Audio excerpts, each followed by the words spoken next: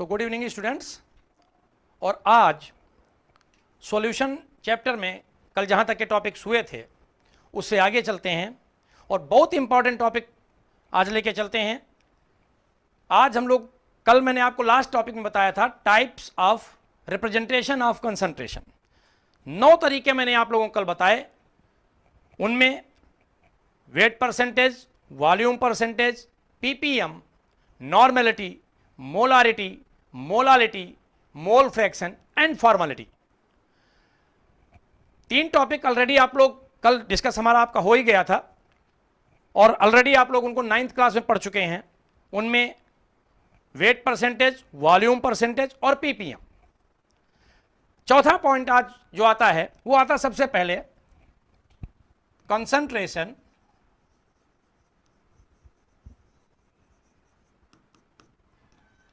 इन ग्राम पर लीटर।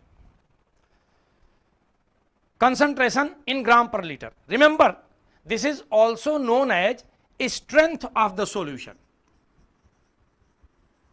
अगर आपसे एग्जाम में स्ट्रेंथ कैलकुलेट करने के लिए कहा जाए and if the strength is written is G per liter, then it means it is concentration in gram per liter. How will you calculate it? It is equal to the mass of solute in gram upon volume of solution in liter. So it is represented by capital S. S G per liter equals to small w upon capital V, where this small w must be in gram and this V must be in liter. This is strength in gram per liter. And now come to the next topic. Next topic is normality. Very important topic. Normality.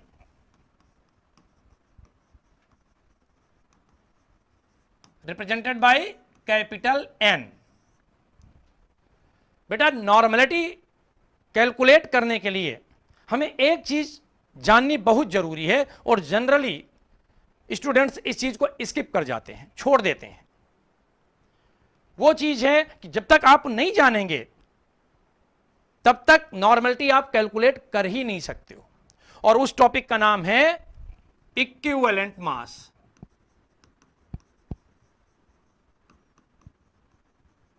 Represented by capital E. जब तक आप equivalent mass नहीं जानेंगे तब तक आप normality calculate नहीं कर सकते, क्योंकि नॉर्मेलिटी का फार्मूला ही होता है number of gram equivalent present per litre of the solution. Number of gram equivalent present per litre of the solution. जब ग्राम इक्विवेलेंट की बात आती है तो ग्राम इक्विवेलेंट कैसे कैलकुलेट करते हैं? नंबर ऑफ या mass of the solute in grams divided by its equivalent mass.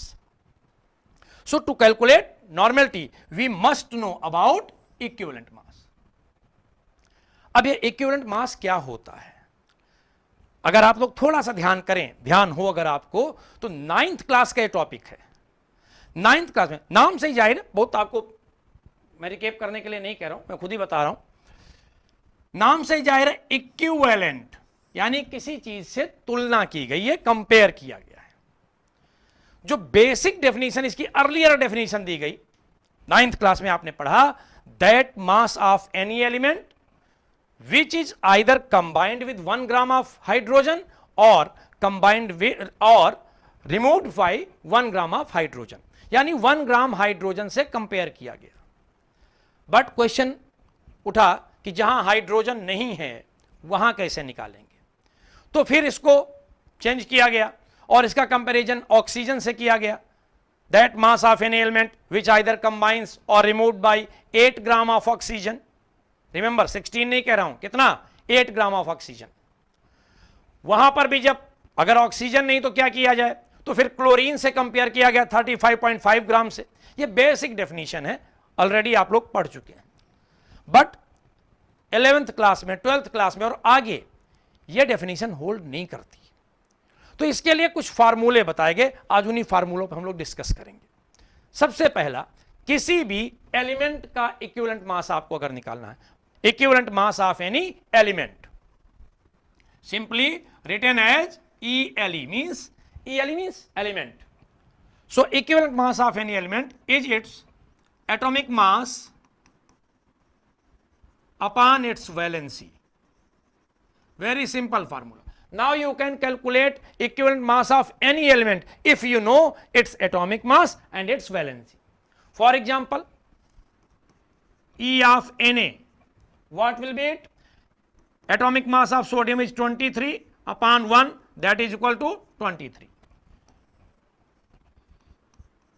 E of Cl, it is 35.5 upon 1 upon 1, so it is equal to 35.5. E of Ca, it is 40 upon 2, that is equal to 20. E of aluminium, it is 27 upon 3, that is equal to 9.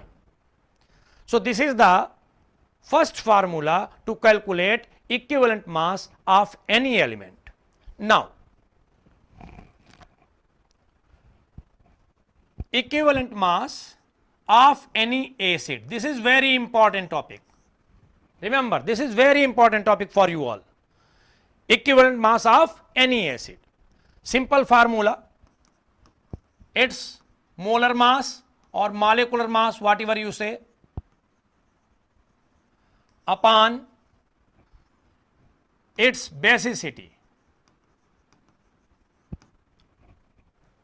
Molecular mass upon basicity.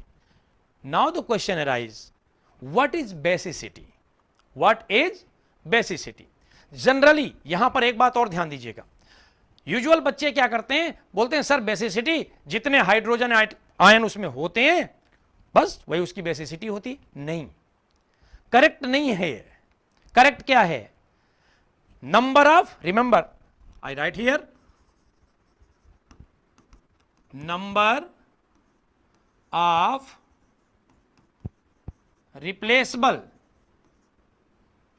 Replaceable hydrogen from any acid. किसी acid से जितने hydrogen आप replace कर सकते हैं वो उसकी basicity होती है। यूजुअली क्या होता है कि जितने हाइड्रोजन होते हैं उतने ही हम रिप्लेस कर सकते हैं, इसीलिए उसकी बेसिसिटी लगभग वही हो जाती है जितने उसमें हाइड्रोजन होते हैं। बट इसके एक्सेप्शन भी होते हैं और आज हम उस पर बात भी करेंगे।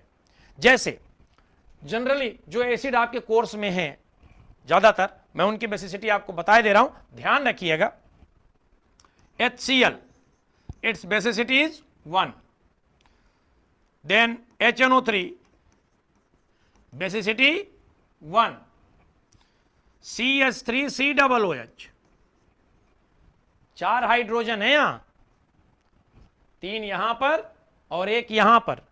बेसिसिटी कितनी होती है? 1। बेसिसिटी कितनी होती है? क्यों? जब कभी भी इसका डिसोसिएशन होगा तो कैसे होगा? CH3COO minus plus H plus means acetate ion and then hydrogen ion. Only one hydrogen can be replaced. So its basicity is 1. Then H2SO4 sulfuric acid, basicity 2. Oxalic acid, oxalic acid 2 तरह का होता है, anhydrous and crystalline. Anhydrous form में यह लिखा हुआ जहां water, anhydrous word anhydride word से बना। एनहाइड्राइड या एनहाइड्रस का मतलब होता है विदाउट वाटर। तो यहां से जब आप .2H2 लगा दोगे तो क्रिस्टलाइन हो जाएगा, otherwise anhydrous oxalic acid. Basicity 2। H3PO3 phosphorus acid, basicity 2। यहां भी कंफ्यूजन हो जाता है बच्चों को, ध्यान रखिएगा। 2H plus HPO3 double minus and H3PO4, this is 3 phosphoric acid. Orthophosphoric acid, phosphoric acid बोलते हैं आप लोग इसे। इसकी बेसिसिटी 3। अब इनमें से किसी का भी इक्विवेलेंट मास आप कैलकुलेट कर सकते हैं, इजीली कर सकते हैं। जिसका, चलिए किसी एक का निकाल लेते हैं।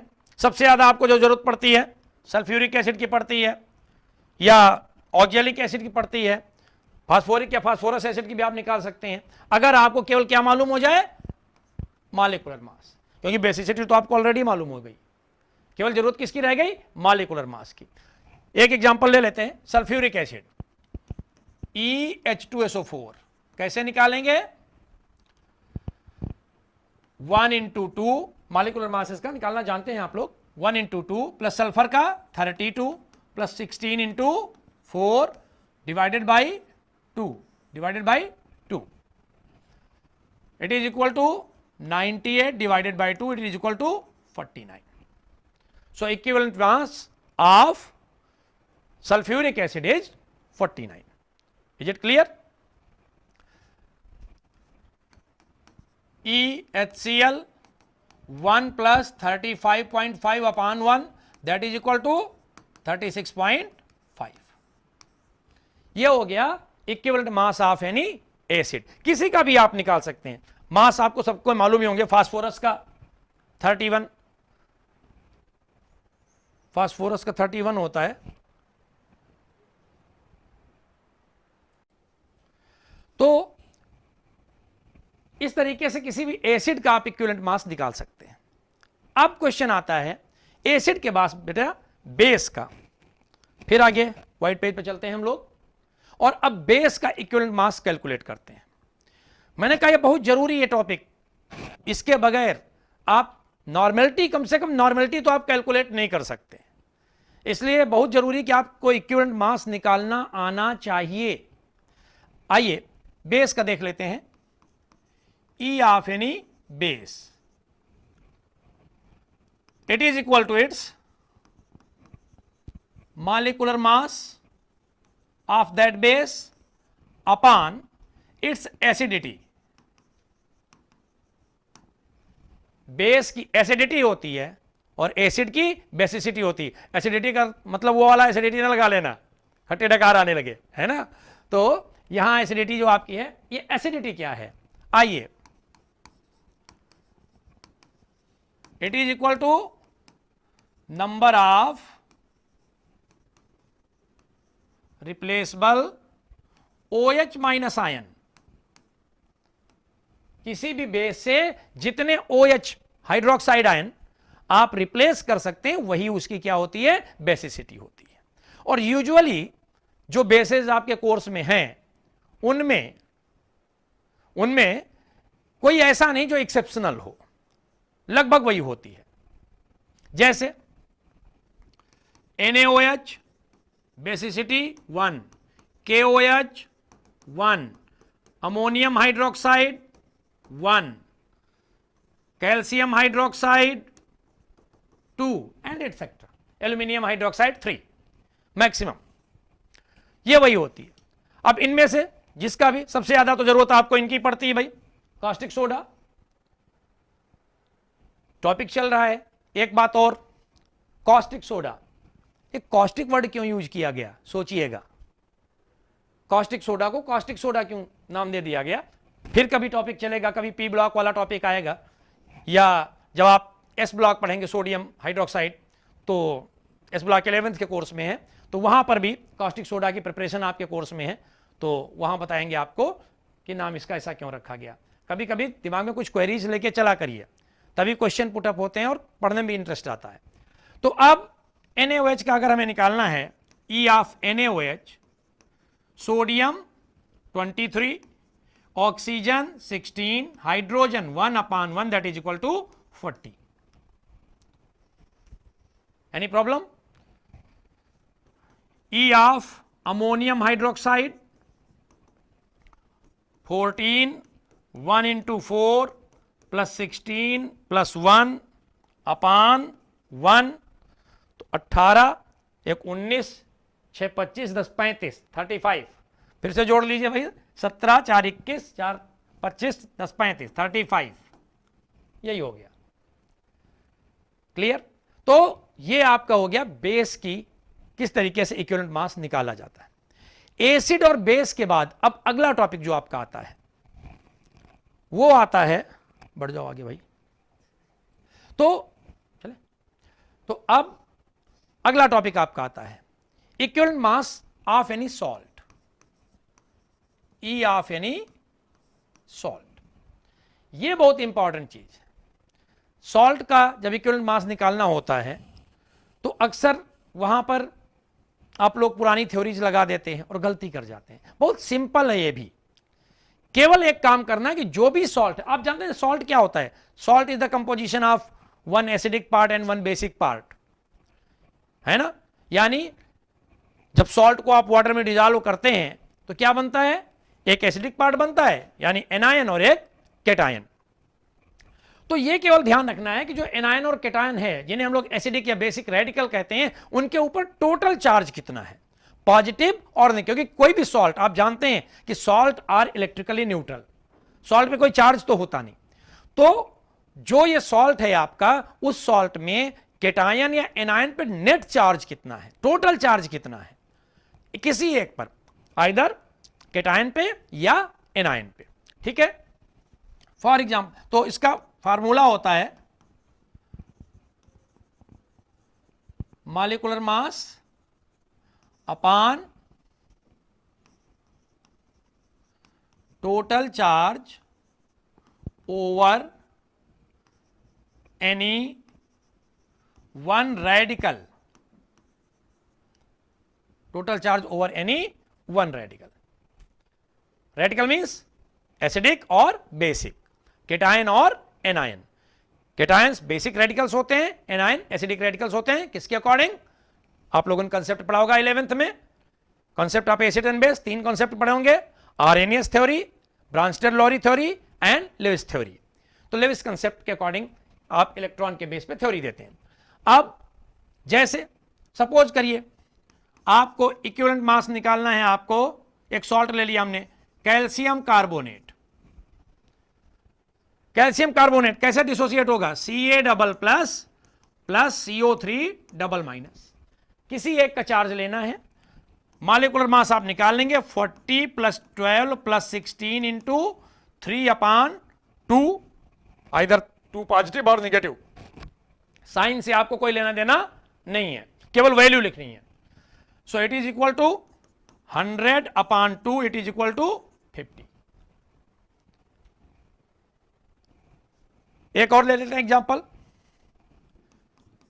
ई of sodium carbonate, usual use होता है, क्या हो जाएगा 23 into 2 plus 12 plus 16 into 3/2, it is equal to 46 plus 12 plus 48/2, it is equal to 106/2, it is equal to 53। So this is equivalent mass of any salt. किसी भी salt का आप इस तरह से निकाल सकते हैं, जरूरी नहीं आप यही लें। तीसरा ले लेते हैं,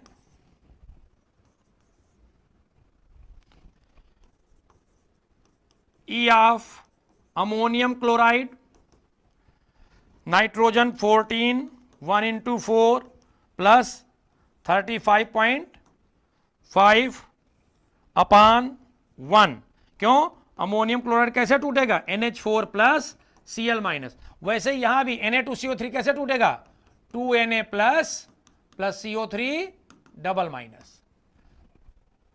तो यहां पर अपान 1 हो जाएगा और ये कितना आ जाएगा आपका 53.5, यही आ जाएगा। इस तरीके से किसी भी सॉल्ट का आप लोग इक्विवेलेंट मास निकालते हैं।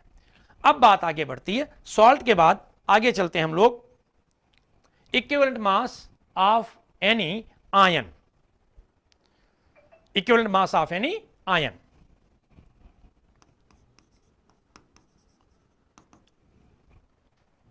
ये कैसे निकालेंगे, molecular mass upon net charge, net charge over that ion, over that ion. एक बात ध्यान रखिएगा, remember one thing,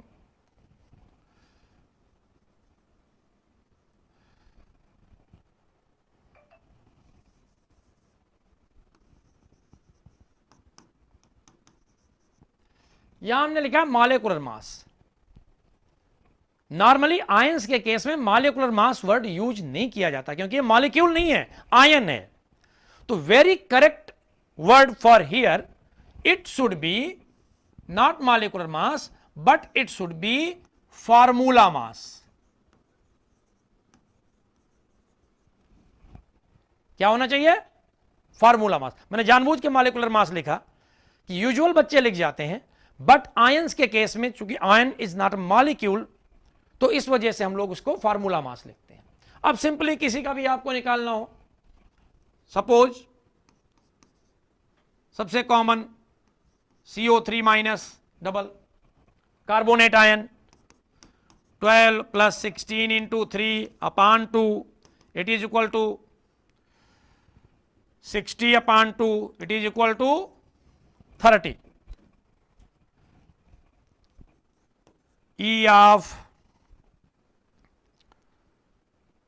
SO4 double minus 32 plus 16 into 4 upon 2, ये आपका हो जाएगा 96 upon 2 it is equal to 48। E of NH4 plus 14 plus 1 into 4 upon 1 it is equal to 18 means formula mass divided by its charge is equal to its equivalent mass. This is equivalent mass of any ion. And now come on to the last topic of equivalent mass. और वो topic आपको बहुत ध्यान से सुनना है क्योंकि वहां पर ये तो सब बच्चों वाली चीजें हैं, पढ़ते आ रहे हैं आप लोग 9th क्लास में। मैंने कहा 9th क्लास में पूरा एक यूनिट, एक चैप्टर है छोटा सा इक्विवेलेंट मास नाम से। अब जो टॉपिक आ रहा है वो आपका 12th लेवल पे है और वो है इक्विवेलेंट मास ऑफ ऑक्सीडाइजिंग और रिड्यूसिंग एजेंट। इनका कैसे निकालेंगे इक्विवेलेंट मास, किसी ऑक्सीडाइजिंग एजेंट का या किसी रिड्यूसिंग एजेंट का इक्विवेलेंट मास कैसे निकाला जाएगा। तो इसके लिए फार्मूला होता है it's molecular mass divided by change in oxidation number. Molecular mass divided by change in its oxidation number. जैसे कल मैंने थोड़ा सा प्रैक्टिकल की भी बात की थी, आज भी आप लोग जब एक्सपेरिमेंट करेंगे लैब में टाइट्रेशन आएगा और टाइट्रेशन में आप लोग मोहर साल्ट की रिएक्शन जनरली करते हैं किससे? KMnO4 से, पोटेशियम परमैंगनेट से। मोहर साल्ट की, मोहर साल्ट जिसे हम लोग अमोनियम फेरस सल्फेट या यूजुअली फेरस अमोनियम सल्फेट बोल देते हैं, उसका भी इक्विवेलेंट मास आपको निकालना आना चाहिए। और पोटेशियम परमैंगनेट तो डी ब्लॉक एलिमेंट्स जब आप लोगों ने पढ़े होंगे तो वहां भी आपको कैलकुलेट करना पड़ा होगा, potassium permanganate and potassium dichromate D block elements में भी। तो इन तीनों के आपको इक्विवेलेंट मास कम से कम निकालने आने चाहिए। कैसे? आइए ध्यान से देखें। सबसे पहले पोटेशियम परमैंगनेट, एंड रिमेंबर एक और बड़ी मजेदार बात है, क्या पोटेशियम परमैंगनेट का इक्विवेलेंट मास हमेशा एक जैसा नहीं है। क्यों एक जैसा क्यों नहीं है? क्योंकि वो डिपेंड करता है किस पे? ऑक्सीडेशन नंबर पे। और ऑक्सीडेशन नंबर किस पर डिपेंड करेगी? जिसके साथ उसकी रिएक्शन होगी। क्योंकि आप जानते हैं there are lots of elements जिनकी ऑक्सीडेशन नंबर वेरी करती है, कई सारी ऑक्सीडेशन नंबर होती हैं, इनमें हैलोजेंस तो बहुत ही आगे होते हैं, मगर इन्हीं में से एक एलिमेंट है जिसका नाम है मैंगनीज, इसकी भी ऑक्सीडेशन नंबर वेरी होती है। और इसीलिए KMnO4 का पोटेशियम परमैंगनेट का, ध्यान रखिए वाइवा में क्वेश्चन पूछ लेते हैं एग्जामिनर्स आप लोगों से, तो पोटेशियम परमैंगनेट का इक्विवेलेंट मास फिक्स नहीं है, डिपेंड करता है कि वो किस मीडियम में रिएक्शन कर रहा है। इसीलिए 3 अलग अलग मीडियम इसके लिए होते हैं, acidic medium, basic medium and neutral medium. Acidic, basic and neutral. Acidic medium में क्या रिएक्शन होती है उस पर डिपेंड करेगा इसका इक्विवेलेंट मास। बेसिक मीडियम में क्या रिएक्शन होती है उस पर डिपेंड करेगा, और न्यूट्रल में क्या होती है। आइए सबसे पहले एसिडिक मीडियम को इलस्ट्रेट करते हैं। एसिडिक मीडियम में पोटेशियम परमैंगनेट की रिएक्शन सल्फ्यूरिक एसिड से कराते हैं। किससे? सल्फ्यूरिक एसिड से। एक क्वेश्चन आप लोगों को दे रहा हूं, सोचिएगा। जब आप टाइट्रेशन करते हैं तो उस टाइट्रेशन में पोटेशियम परमैंगनेट सॉल्यूशन, उससे पहले जब आप मोहर साल्ट सॉल्यूशन प्रिपेयर करते हैं, मोहर साल्ट सॉल्यूशन के प्रिपरेशन में भी आप लोगों ने सल्फ्यूरिक एसिड यूज किया होगा। तो पहला क्वेश्चन तो यही है कि वहां सल्फ्यूरिक एसिड क्यों यूज करते हैं? मोहर सॉल्ट सॉल्यूशन का जब प्रिपरेशन करते हैं, स्टैंडर्ड सॉल्यूशन जिसे कहते हैं आप लोग, तो वहां पर क्यों उसको आपने यूज किया? Sulphuric acid, dilute sulphuric acid use किया जाता है। और यहां पर भी इसके साथ रिएक्शन में सल्फ्यूरिक एसिड को ही प्रेफरेंस क्यों देते हैं? नाइट्रिक एसिड या HCl को प्रेफरेंस क्यों नहीं दिया जाता? नाइट्रिक एसिड को या HCl, वो भी स्ट्रॉन्ग एसिड है, तीन के तीनों स्ट्रॉन्ग एसिड है, sulphuric acid, nitric acid and hydrochloric acid, but preference हम लोग किसको देते हैं? सल्फ्यूरिक एसिड को। ये आपको सोचने के लिए दे रहा हूं। चलिए, तो रिएक्शन क्या होती है? 2KMnO4 plus 3H2SO4, this gives you K2SO4 plus 2MnSO4 plus 3H2O plus nascent 5 oxygen. All those elements which when react with any other compound and they give nascent oxygen are known as oxidizing agent.